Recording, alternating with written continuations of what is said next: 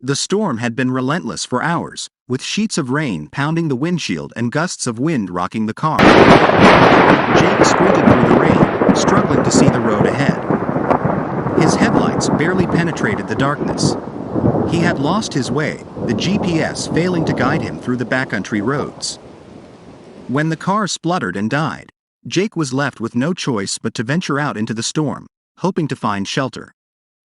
Trudging along the deserted road, his clothes quickly became soaked, clinging to his body. He shivered, teeth chattering. Then, through the rain and gloom, he saw it, an old house set back from the road, its windows dark but a faint light spilling from a crack beneath the front door. Relief surged through him, and he stumbled towards it, his shoes squelching in the mud. He knocked, the sound barely audible over the roar of the storm. Minutes passed, and Jake was about to give up when the door creaked open a few inches.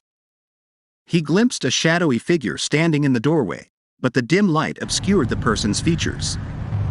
"Please," Jake said, his voice trembling. "Can I come in? I'm lost, and my car broke down." The figure hesitated before opening the door wider, gesturing for Jake to enter. Jake stepped inside, thankful for the respite from the storm. The interior was dimly lit, the air musty and heavy with the scent of old wood. The figure turned and moved deeper into the house, not saying a word.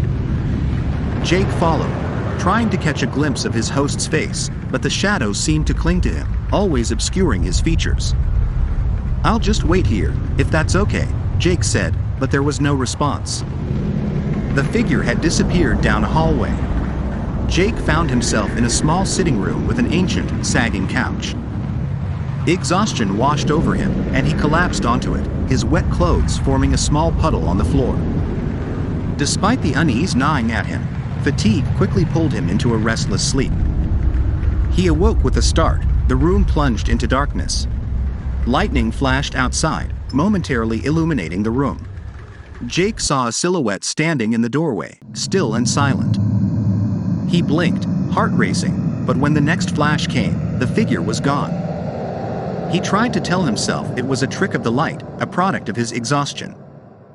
He drifted back to sleep but was soon awakened again by the same shadowy figure, closer this time, standing at the foot of the couch.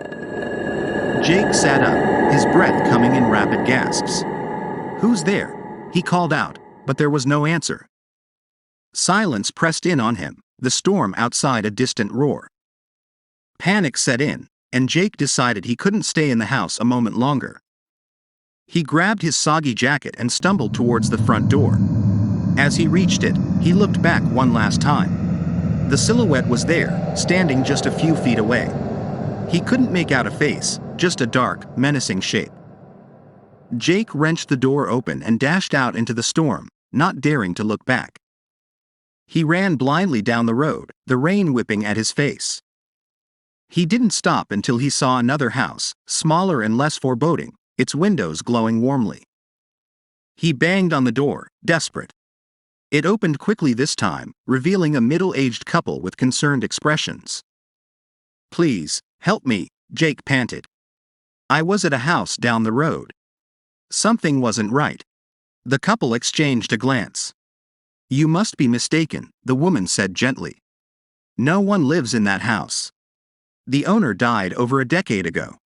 Jake stared at them, his mind reeling. "But I saw someone," he insisted. "I stayed there. Someone let me in." The man shook his head. "That house has been abandoned for years."